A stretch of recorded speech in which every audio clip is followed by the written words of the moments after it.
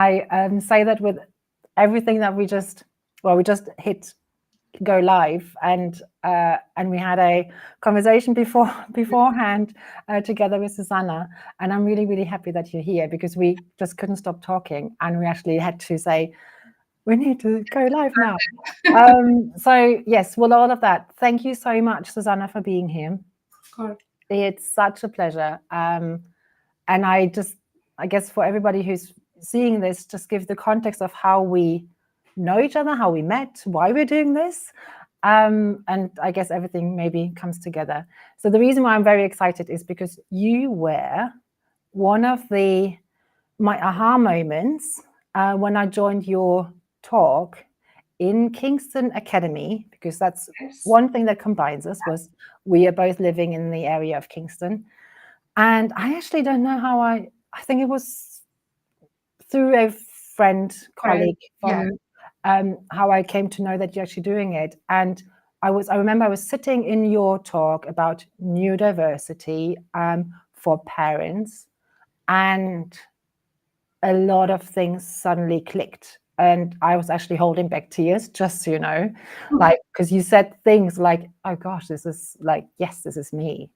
And yeah, that moved me a lot. And not because it was the first time, but and we just spoke about that. I personally looked at the whole topic of neurodiversity since 4 years now, through many reasons. One, because our children show us a lot of things that we didn't know before, and my son certainly did, and my daughter. And yes, and then the Lego Serious Play part is a big role, because now I'm even more curious and grateful for you having here, because I noticed that Lego Serious Play helped me. And I remember from the conversations and from your talks that you also encourage parents and their teenage children to do something with their strength. And you're the expert, so I'd like to introduce you, because you're one of those wonderful early experts that I came to know and notice about the neurodiversity topic. And thanks for being here. Thank you very much for having me, Andrea. I'm really pleased that you called me, and thank you as well for sharing that personal moment during the talk, because that is precisely what moved me to leave my chemistry lab. So I've been teaching for 18 years, and I absolutely love teaching. But when I started the journey of understanding the neurodivergence in my family, in my children, and in ourselves, my husband and I felt really, really alone.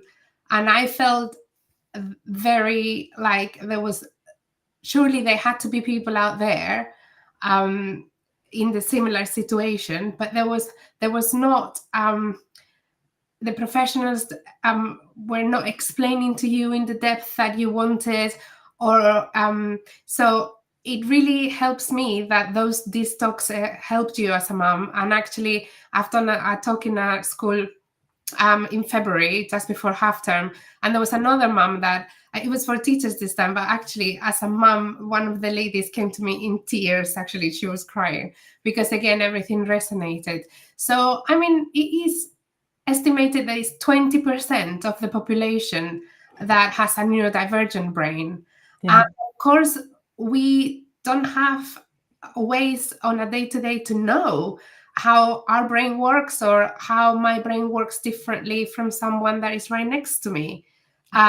So unless we develop this knowledge, and now as we were talking before, thankfully, more and more people are working in the area of educational neuroscience and understanding neurodiversity, how that applies to many different fields.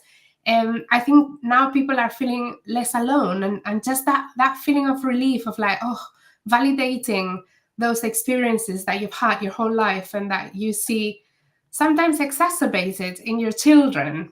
Yeah, that's the mirror. Validating, and it's really soothing as well.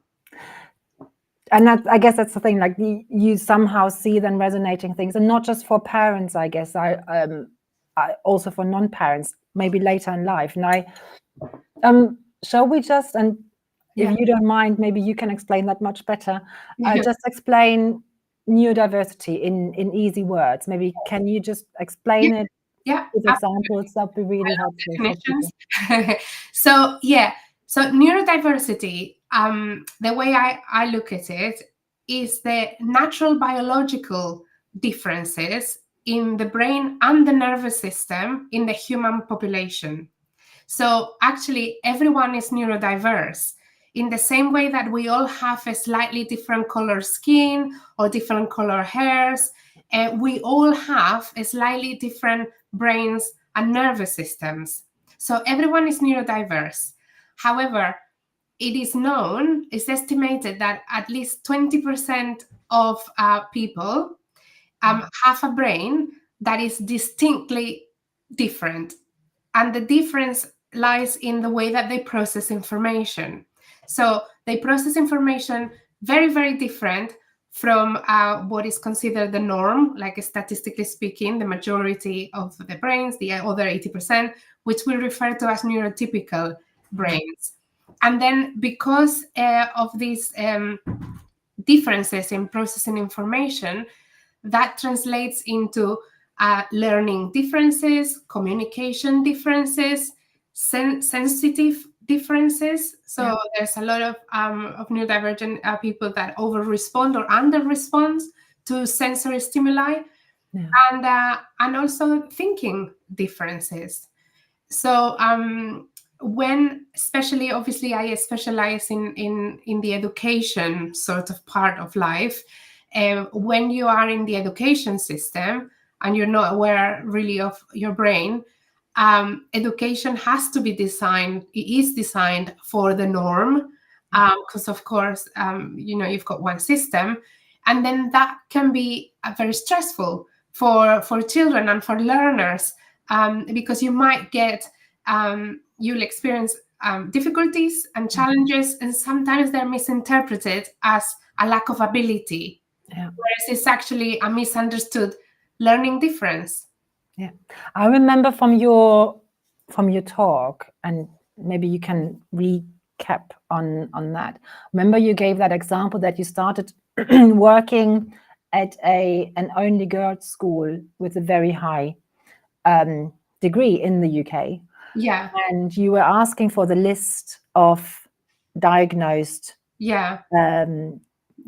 children, girls, right? So like and then you looked at the list, correct me if I'm wrong, and you said that's not enough, that statistically needs to be more. So there must be a lot of students here that have not been diagnosed and need the same support, something like that. Was that Yeah, you're absolutely right. I mean, it was, I worked in what is called in the UK a grammar school, which the students need to sit a very demanding academic entrance exam. So by definition, those girls will be having an IQ between 125 and over 140. So they're highly able students. But of course, this is something that is really interesting, because neurodiversity has nothing to do with your cognitive ability. So the cognitive ability can go in parallel. And in fact, so if you think of like a school, regardless of the type of students that they have there, of 1,200 students, then statistically speaking, you should have 240 students that are neurodivergent. However, I feel like we mustn't get too hung up on diagnosis, because the diagnoses are difficult to get, they're expensive, and sometimes by the time the whole process gets through, of course they have their importance, and you definitely, if you feel that you have to, you should proceed and go and get one. However, just because you don't have the diagnosis, so you're starting to realize that you might be in the neurodivergent sort of area, it doesn't mean, that should not stop you from learning about your brain, and as a parent, developing your understanding of neurodiversity and developing your understanding on the actual unique neurodivergent profile that your children will have. Because that's another thing with diagnosis. Yeah. I worked with the students that would come to me with a dyslexic diagnosis, but then they would have autistic traits, and they'll have ADHD traits, or they'll have slow processing or dyscalculic. So it's not so much the label or the diagnosis, but it's, for me, more about that young person understanding which traits are making up their unique brain profile, so that they can tailor their learning to it, and also they can learn how to look after themselves, because it's exhausting to be in a learning environment which is not designed for your brain.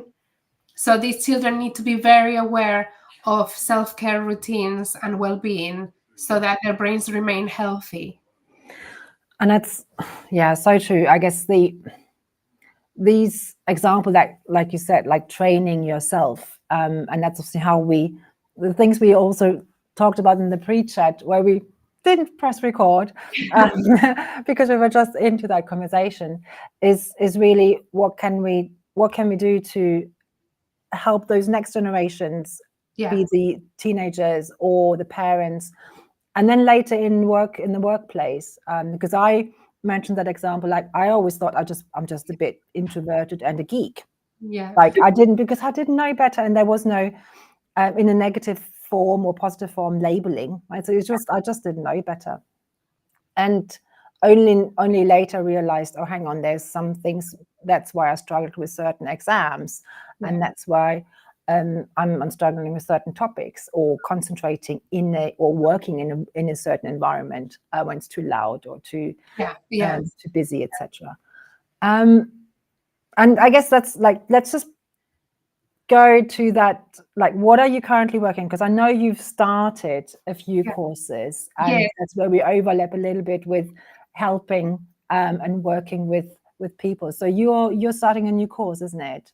Yeah. So for me, it's always been, since I began this journey, and because obviously I'm a teacher as well, and I can evaluate life in schools. Life in schools is not easy. There is absolutely no time.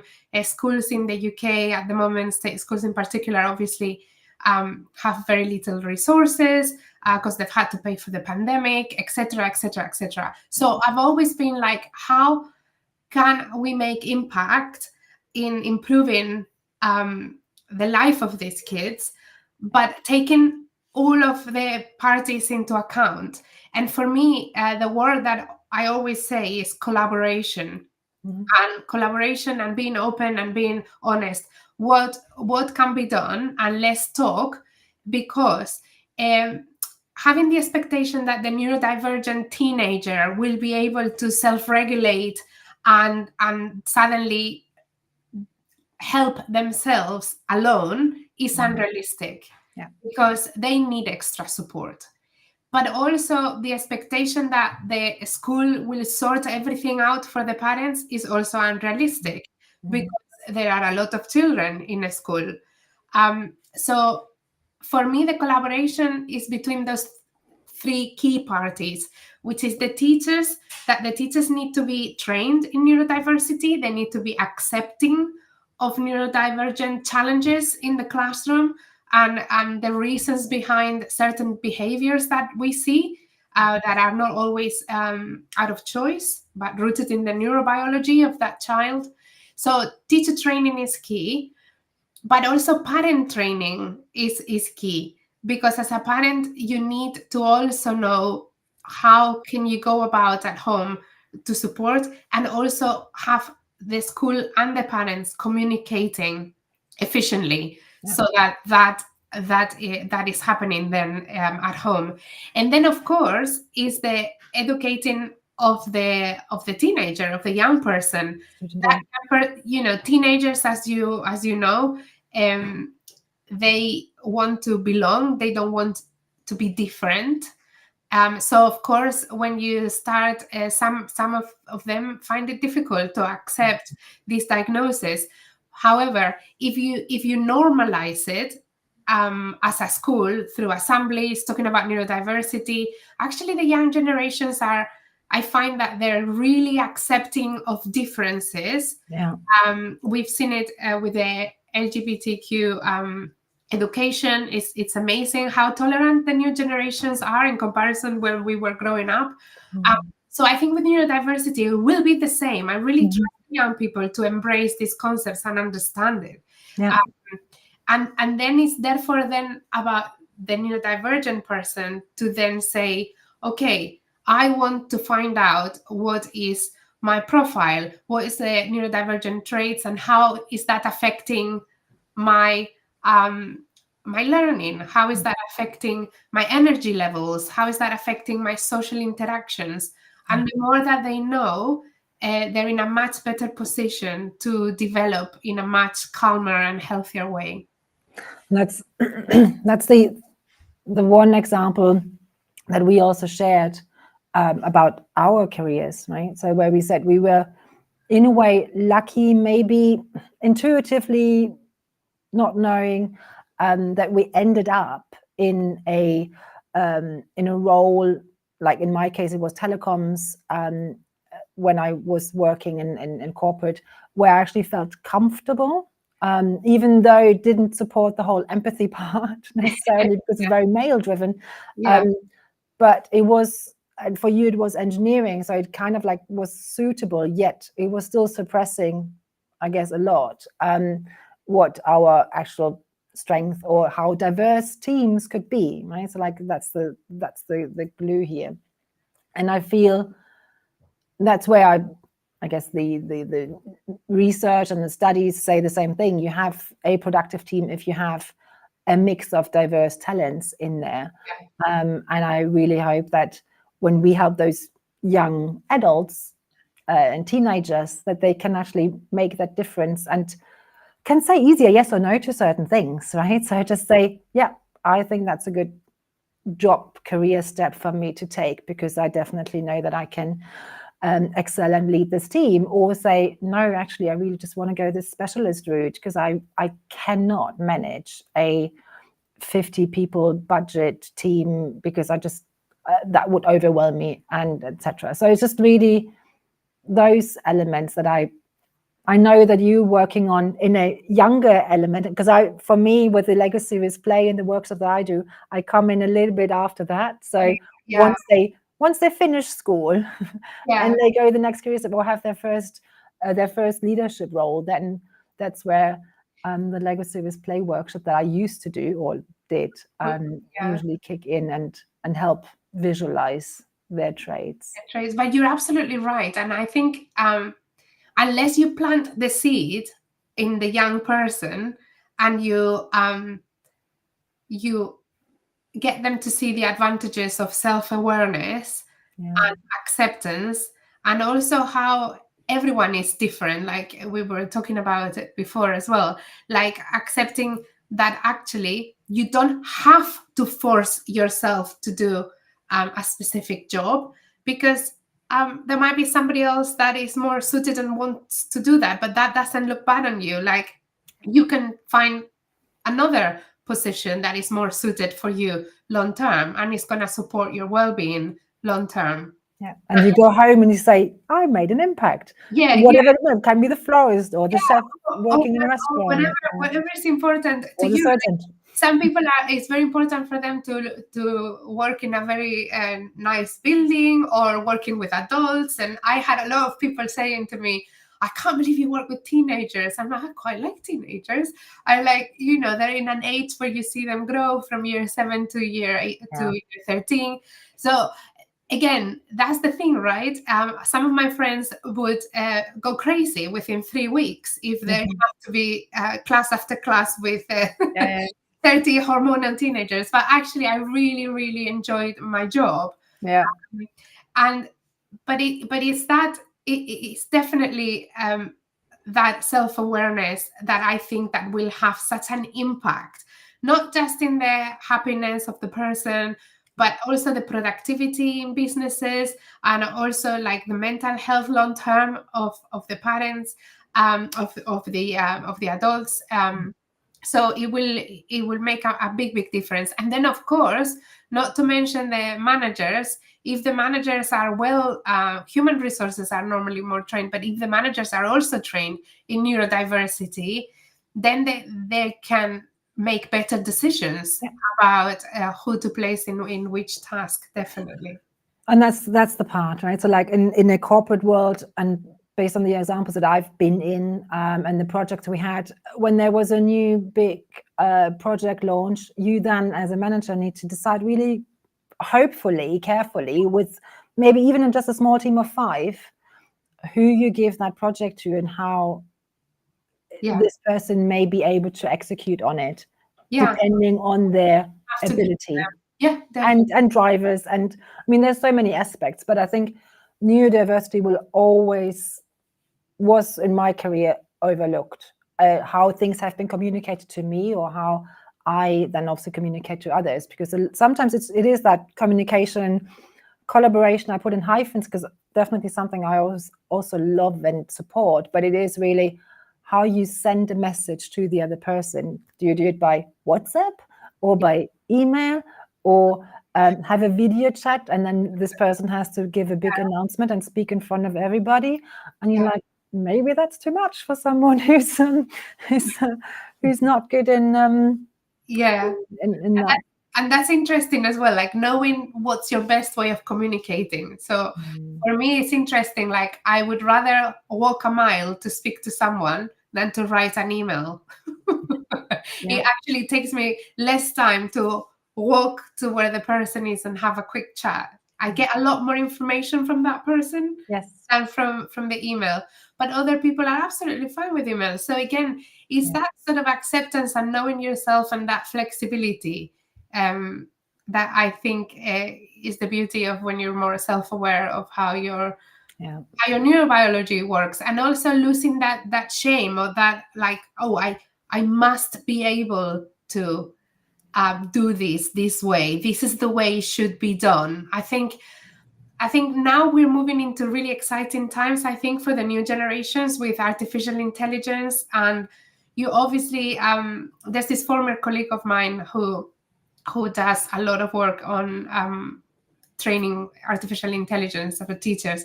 And he says he's not scared of artificial intelligence because you'll still always need the human in the loop. And he's right, and I think that's why it's so exciting, because can you imagine a dyslexic thinker being an amazing human in the loop, and also any neurodivergent mind, because we're pattern recognizers and making connections. But then what's really difficult for those brains is to sit down and actually write something for a long time about structure and thing. So all of that, you can be helped with artificial intelligence. Of course, it's not just copy and paste. You still need the human in the loop. Is it conveying the message? Is it the angle that I want to portray? So of course, they will never lose the human in the loop, hopefully. But I think it is exciting times because there are more tools available to overcome those traditional challenges that some really bright minds came up against and got stuck and thought that they were worth perhaps very little. And maybe we missed out on them. It's exciting and scary, right? So, and I guess that's the thing. That's not just that is for parents. It's for the next generation. It's for managers who are now in the hire. It's for the HR teams who are hiring next talents, startups, etc. So there's a lot going on, and I guess you really want the right talents in the right roles to make sure that you benefit from that. And you want these young people to arrive to you at business with a good sense of themselves. Knowing about themselves. Exactly. Yes. Feeling appreciated as well, right? And then it comes from both sides. Exactly. I always ask like 2 or 3 questions at the end, because again, maybe also patterns, because I want to see how the answers vary and look like when I have multiple people. Yeah. And one of those questions is, if you could pick one organization, person, company, you may not need to, you don't know them, you can know them. Is there someone you would like to collaborate with, and why? Well, I would love to meet Amanda Kirby, I have to say. Nice. Nice. That's nice. Because, I mean, she started decades ago. How amazing is she? Yeah. Um, Yeah. Oh, that's beautiful. Yeah. You maybe explain, because you got the name to me because I know her from you. Yeah, so for those of you that don't know Amanda Kirby, she is an amazing lady. She's a GP by training, and now she's a neurodiversity advocate and businesswoman. She set up Do It Profiler, and she's got an amazing newsletter, Neurodiversity 101, which has taught me so much. Yeah. And she started already with neurodiversity 40 years ago, I believe. And she's still going, one of the most important figures, I'd say, in the UK, pioneering and still pushing neurodiversity forward. So yeah, definitely, I'd love to meet her. Perfect. Well, that's a great one. Yeah, because I've done the course with her and also the profiler. Yeah. And thanks to your hint. And yeah, I would love to see the two of you. Maybe I'll just join when I can, work together. That's a really wonderful one. And then one question is, if you, well, I guess working, like daily working, because now you have your own business, you run courses for parents, etc. How do you, and you are ADHD? Yeah. I am ADHD, formal ADHD brain, and also identify with dyslexic challenges as well. Yeah. So then, because maybe you have really good tips, right? So for those, also non ADHD, but how do you get things done? Is there something that you do that helps you to get things done? Yeah, it's I think this is common in many ADHD brains. Like, we've got so many ideas, and unless, in my case at least, unless I write them down in paper, and it's got to be in paper. So I can't do it online. I'm sure other people use like electronics, but for me, it's got to be on paper. And I then write everything on paper, so brain dump, and then you prioritize from that. And then I have every day I have a to-do list of what I'm doing in the day. But then I also use like, for example, just to make sure I didn't forget logging in with you, I have this app called Alarm, and then that's where you place it on your phone, and it says 10 to 11 you will connect with Andrea in 10 minutes, and it has this thing that it says nag me. Yeah. So it's like every minute is telling you until you've done it. So you're not allowed to tick it until you actually have done it. So that's really useful for me.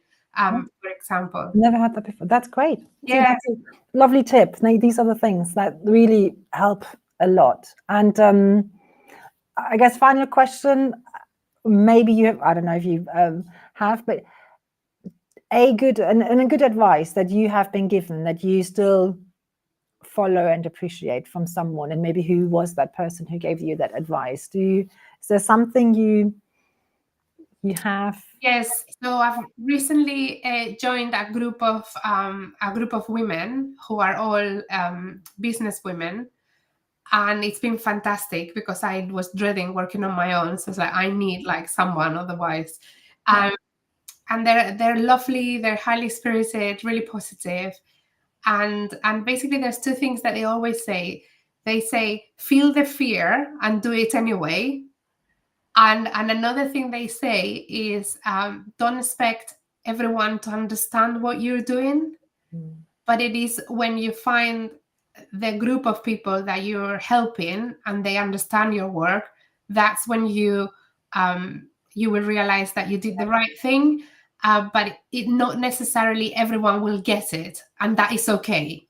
So that was really powerful, because I think often neurodivergent brains, because sometimes we get lost in translation, and not just because I have an accent, but sometimes, you're always sort of asking people, is this, is this that? And then sometimes you can feel that you're wrong. So for me, that was really powerful and empowering to say, yeah, not everyone will understand what you're doing, and that's fine, because there'll be a lot of people that actually will understand, connect with you, appreciate it, and anyway, you can't like handle a million people coming your way, so it's fine. Brilliant. Oh, that's perfect. Thank you so much. That's a good one. I need to find a way to put it in one sentence. That's probably a really good way of doing that. Brilliant. Thank you so much, Susana. I highly I connect with you totally. So I can really understand what you're saying, what you're driving, why you're doing the things you do. And I am your biggest fan. So yeah, those courses that you do with the parents, I love to promote and help people join those, and maybe I put them in here also as a link after Easter. So yeah, exactly. I thank you so much for your time. I really appreciate that, and have a lovely rest of the day. Thank you. You too, Andrea. I really enjoyed it. Thank you for having me. You're welcome. Bye. Bye, everyone. Bye, everyone.